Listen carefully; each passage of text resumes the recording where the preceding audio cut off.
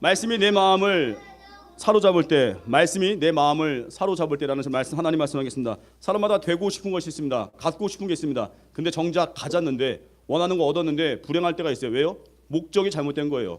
학교에서 뭐 전교회장이 되고 부회장이 됐어요. 그 되면 뭐 할 건데? 배지다고 자랑할 건가? 아니죠. 섬겨야겠죠. 희생해야겠죠. 여러분들 직장인들 직장 얻고 뭐 할 거예요? 직장 얻었으니까 다 끝났나? 아니죠. 가서 내가 할 일 있어요. 뭐예요? 자기를 부인하고 충성을 다하고 전도하는 거예요. 예배자 되고.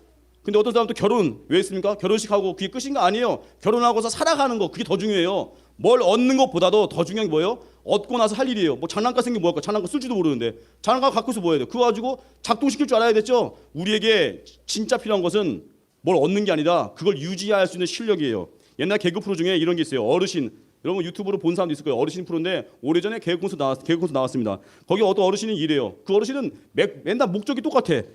이래요. 어르신 얘기, 어르신 버전인데 빌라로 이사 가면 뭐 하겠노? 그다음 뭐예요? 집들이 하겠지. 집들이 하면 뭐 하겠노? 기분 좋다고 소고기 사 먹겠지. 소고기 사 먹으면 뭐 하겠노? 살다 보니 집값 올라가겠지.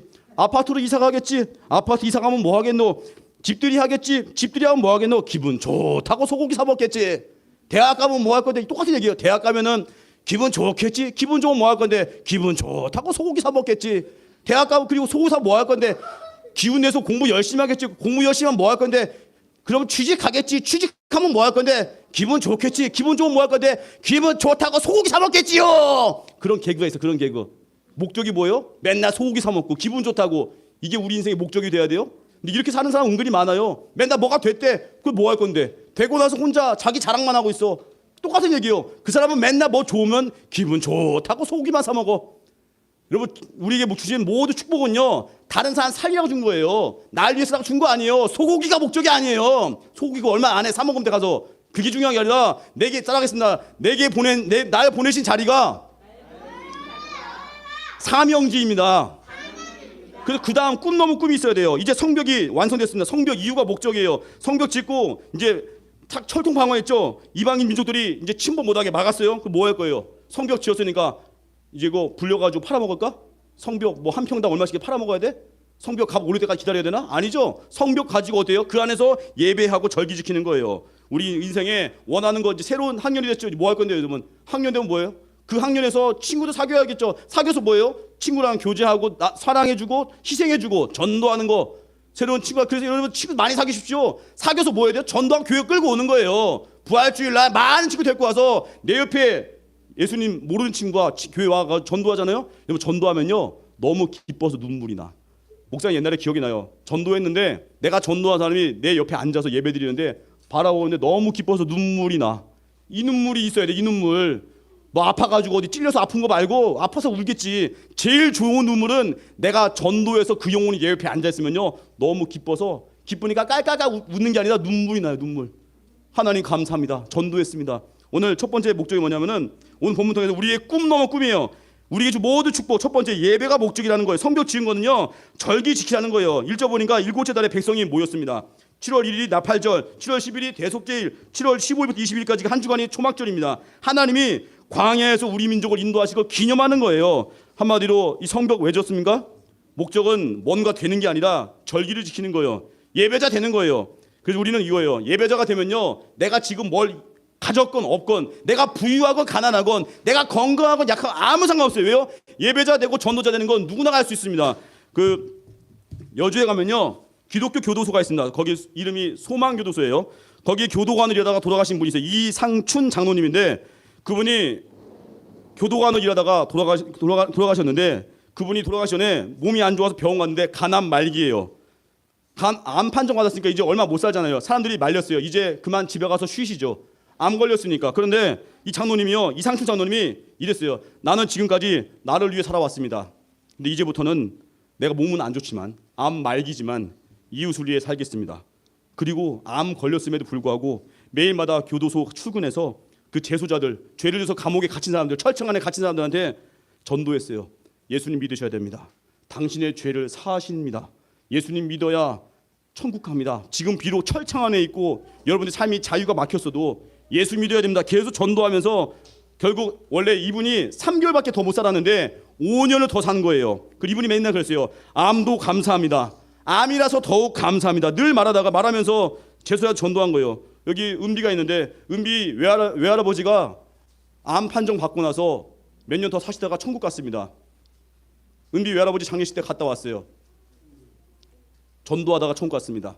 암 판정 받으시고 은비 외할아버지는 병원에 있기보다는 전도하는 삶을 살았어요. 매일마다 가서 전도하고 매일마다 사람들한테 희생하고 이상춘 장로님 같은 모습이에요. 결국 이 이상춘 장로님이요 교도소에서 막 전도했는데 장로님이 딱 이제 5년 더 살고 죽은 후에 교도소에 있는 죄수들이 막 통곡을 했어요. 감옥에 갇힌 사람들이 막 통곡을 했어요. 뭐라고 했냐면 하나님 저의 생명을 1년 줄여서 우리 장로님에게 주시면 안 되겠습니까?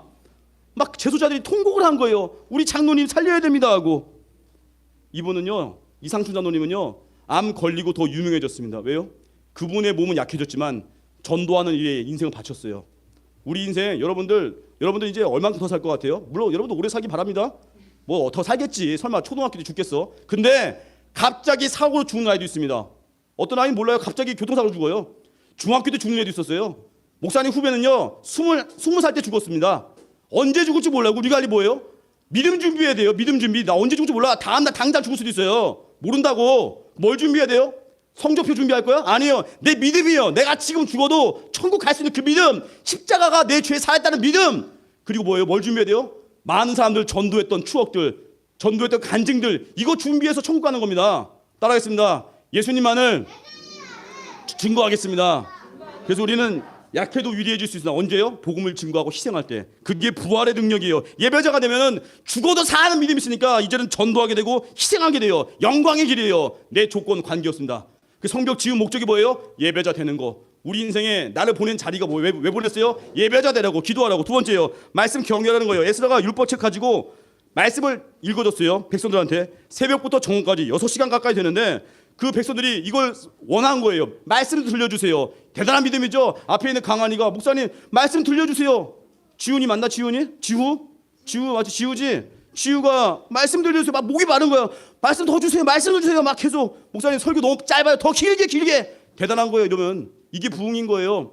여러분 시편 119편 72절 보니까 내가 주의 계명을 사모함으로 입을 열고 헐떡였나이다. 말씀 듣기 사모하는 거예요. 여러분 만약에 초등부 설교가 지금 10분 15분 하는데 여러분 만약에 초등부 설교 1시간 한다고 하면 어떨 것 같아요? 여러분 1시간 한다고 하면 물론 듣기야 듣겠지. 1시간 버티겠지. 초등부 설교 2시간 한다고 하면 어떻게? 뭐 은준이가 목사님 저 배가 아파요. 화장실 갔다 올게요. 갔는데 안 와. 화장실 갔다 안 와. 또 초등부 설교 3시간 하면 어떻게 했어요? 승태가 3시간 하면 목사님 저 집에 강아지가 지금 아프대요 하고 갑자기 나가버려. 그래 안 와. 그러지 농담. 초등부 설교 5시간 하면 어떻게 되겠어? 이제 다 침대 까고 누워버리겠지. 이제 다 자버리겠지. 농담한 건데 우리가 말씀을 사모하잖아요. 그럼 여기 말씀 보니까 본문 보니까 말씀 듣다가 백성들이 울었대요. 왜 울었을까? 말씀 듣다가 졸려서 하품 하도 많이 울었을까? 말씀 듣다가 내가 깨진 거예요. 내가 이렇게 사는 게 아니었구나. 말씀대로 살아가는 게 맞는 건데 내가 말씀과 너무 멀어지니까 그게 슬픈 거야. 말씀 듣다가 다 울고 있어요. 그랬더니 레위 사람들이 슬퍼하지 말래요. 여호와의 성일이니까 기뻐하고 하나님을 인해 기뻐하는 게 우리 힘이라는 거예요. 우리 말씀 들으면요 내가 깨져요. 눈 모를 때 최고의 축복이 뭔지 아십니까? 설교 듣다가 성경 읽다가 기도하다가 눈물이 주르륵 흐르고 있어요. 내가 이렇게 사는 게 아니었구나. 내가 용서할 줄 몰랐구나. 내가 희생할 줄 몰랐구나. 막 눈물이 막 그냥 하염없이 흐르는 거, 이게 복이에요. 스튜어트라는 어떤 분 간증인데 이분이 태어날 때부터 심장병이 있었어요. 병원을 여러 군데 다녔는데 낫질 않아요. 나중에 이분이 예수님 믿게 됐는데 몸에 심장병이 있으니까 얼마나 힘들어요. 그런데 교회에 갔는데 목사님이 설교했어요. 범사에 감사하십시오. 항상 기뻐하십시오. 근데 여자분이 화가 나는 거야. 아니 나 심장병 걸렸는데요. 뭐가 감사해요? 나 지금 게임기도 없는데요. 나 우리 집도 좁아 터졌는데요. 뭐 이런 애들 있죠. 우리 집도 좁고 나 게임기도 없고 나 외모도 내 마음에 안 들어. 이런 애들 뭘 원망을 했마. 하나님 주셨는데. 지금 이 여자분이 그랬어요. 목사님이 설교했어요. 범사에 감사하십시오. 기뻐하시오 했는데 나 심장병 걸렸는데 뭐가 기쁩니까? 막 마음에 화가 나는 거예요. 결국 이분 나중에 결혼했습니다. 아기를 낳았어요. 근데 병이 심해졌습니다. 심장병이. 근데 어느 훌륭한 믿음 좋은 부부를 만났어요. 리라는 성을 가진 믿음 좋은 부부 만났는데 이 부부가 이 여자분에게 얘기했어요. 심장병 걸린 여자분한테 하나님께 감사하십시오. 그리고 성경 구절을 매일마다 읽고 외우고 묵상하십시오. 근데 이 여자분이 심장병이 너무 힘드니까 한번 순종했어요. 그래요? 내가 너무 힘든데 한번 순종해 보겠습니다. 그래서 결국 말씀을 암송하고 묵상하고 결국 이분이 점점 감사가 나오더래요. 그리고 또 얘기했어요. 자연의 아름다움을 찬양해 보십시오. 얘기했더니 또 순종했어요. 자연의 아름다움이요. 그동안은 기쁠 줄 모르고 내가 감사할 줄 몰랐는데 자연을 보면서 아름다워하는 거예요. 막 찬양했어요. 또 요구했어요. 이 여자분한테. 리라는 부부가 이 심장병 여인에게 또 한 가지 또 요구했어요. 이제 이웃을 초대하십시오. 비록 심장병 걸렸지만 이웃을 초대해서 하나님이 당신에게 준 은혜를 간증하십시오. 한마디로 전도 집회예요. 하나님을 전하라는 거예요. 아니 몸은 심장병이고 몸은 아파 죽겠는데 사람들을 초대하라는 거예요. 말이 돼요 이게? 아파 죽겠는데 초대해서 전도하래요. 결국 순종했어요. 그랬더니 마음에 기쁨이 터져 나오는 거예요. 내 몸은 심장병이고 내 몸은 약한데 기쁨이 넘쳐나는 거예요. 전도하다 보니까 너무 기쁜 거야. 나중에 이분이 고백합니다. 하나님, 내가 37년 동안 찾던 행복이 바로 이것이었군요. 나는 그동안 심장병만 없어지면 좋을 줄 알고 내 심장병 낫게 내 심장병 했는데 낫지 않아도 하나님을 높이고 감사하니까 전도하다 보니까 이렇게 기쁜 것이거든요. 이렇게 기쁘네요. 결국 이분은 육체의 가시를 안고도 기뻐하는 사람이 됐습니다. 얼마 후에 또 묘한 일이 벌어졌어요. 결국 심장병이 나았대요. 나았대요. 결국 감사하고 전도하다가 몸의 질병까지 치유되고 기쁨이 터져나가고. 여러분 늘 불평하는 사람이 있다면요 전도해 보십시오. 내 안에 예수님이 주는 기쁨이 있을 거예요. 저 목사님이 그저께 금요일이죠. 이빨이 하도 아파서 치과 갔습니다. 치과 어디 갔을까요? 동네 치과 갔죠. 당연히 갔는데 뭐 과잉 진료 안 한다길래 갔어요. 어떤 치과처럼 치과 잘 가야 돼. 아무데나 갔다가 다 뽑혀가 자고 일어났더니 이빨이 없어. 안녕하세요. 이런 치과가 망한다니까 잘 골라야 돼요. 과잉 진료 안 한 데 가야 된다고. 목사님 가서 치과 참 잘 만났어요. 갔더니 그래요. 여기 썩어가지고 치료해야 되는데 어금니를 나 뽑을까 걱정했는데 환자분 뽑지 않고 살리겠습니다. 되게 감사해. 그 대신에 신경치료를 해야 된대요. 무시무시한 신경치료. 내 신경세포 거기를 이제 도려내가지고 거기다 뭘 이제 다른 걸로 채워 넣어야 돼. 왜냐 이쪽이 상했으니까. 그래서 치료하는데 처음 마취를 한다고 하더라고요. 마취를 하는데 너무 아픈데 결국 참았어요. 왜냐면 나을 생각하니까 이 정도야 참는다는데 마취를 했어요. 근데 마취를 너무 약하게 해가지고 이빨 댔는데 아야 하고 막 이제 아프면 손을 들래요. 당장 손 들어 당장 대든 수가 당장 손 들어서 나 못 껴 나 힘들다고 했더니 어이구 마취 한 번 더 하겠습니다. 힘드시셨죠? 이런 아파 죽겠는데 본인들은 아픈지도 모르고 또 마취를 세게 했어요. 그런데 세게 해도 불구하고 막 찡 돌아가는 막 신경 건드리고 막 긁는데 막 온몸이 막 목사님이 기도했어요. 주여 이 잔을 내게 옮기시옵소서 막 그냥 손잡고 기도했는데 결국 치료가 끝났어요. 너무 힘들었어요. 치료 끝나고 나서 너무 정신 번쩍 나는 거예요. 목사가 어떻게 했을까요? 가서 전도했어요. 뭐라 했냐면은 의사 선생님이 계시더라고요. 그 간호사분하고 얘기했어요. 예수님 믿으십니까? 안 믿는. 제가 게을러서 요즘 잘 안 교회 안 나가요. 한마디 했어요.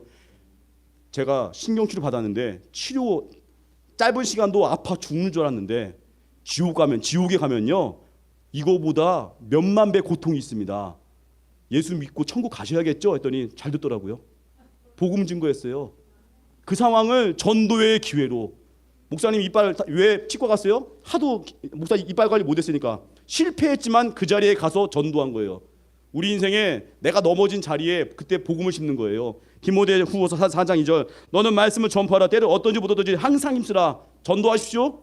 그리고 여러분은 예수 안 믿으면 지옥이에요. 신경치료 이거 게임도 안 돼. 지옥은요 영원히 그 불타는 구덩이에서 영원히 아마 지옥은 혀 뽑혔다가 다시 넣어줄 걸 막 계속 뽑았다 넣었다 아마 괴로울 거야. 뭔지 모르겠지만 지옥은 영원한 형벌이 있어요. 이빨 치료는 상상도 초월하는 그거 이상이라고요. 근데 전도 안 한다고요? 내 친척 전도해야겠죠? 내 친구 전도해야겠죠? 놔두면 지옥이라니까. 근데 예수 믿으면 따라해서 예수님 믿으면 영원히 삽니다.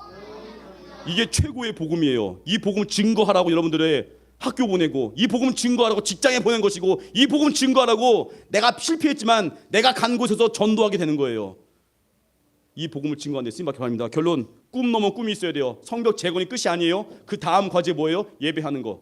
학교 가서 반장 됐다 부회장 뭐 할 건데 가서 희생해야지. 직장 가서 뭐 할 건데 직장이 끝 아니에요. 가서 납작 엎드려서 충성하고 예배자 돼야지. 결혼해서 뭐 할 건데요? 기분 좋다고 소고기 사 먹겠지 이럴 거예요? 망하는 길이지. 결혼해서 예배 드리고 가정에 예배를 심고 그러면 사는 거예요. 그리고 말씀 경외하는 거예요. 말씀 들려주십시오. 말씀 먹여주십시오. 말씀 따가 눈물이 나고 말씀 따가 회개가 나오는 거 이게 복인 겁니다. 이런 인생 살기를 주님의 이름으로 축원합니다. 자리에서 일어나겠습니다. 말씀 앞에서